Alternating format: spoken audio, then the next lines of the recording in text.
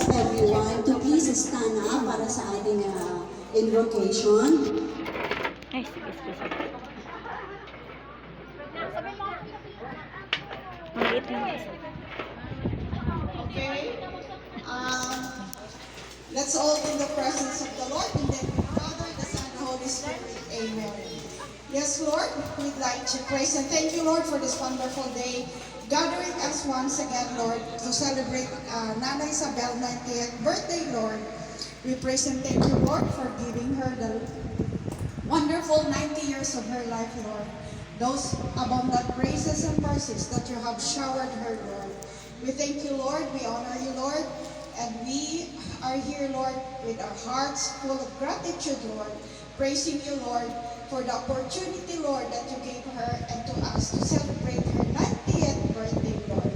And as we celebrate her birthday, Lord, we'd like to lift up to you, Nana Isabel, Lord, that you may please, Lord, grant her more, Lord, abundant graces and mercies in her life, Lord. That you may give her more birthdays to come in her life, Lord, a good health, Lord.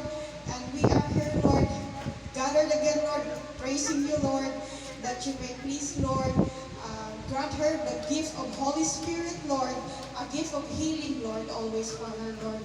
And also, Lord, that you may assure her, Lord, that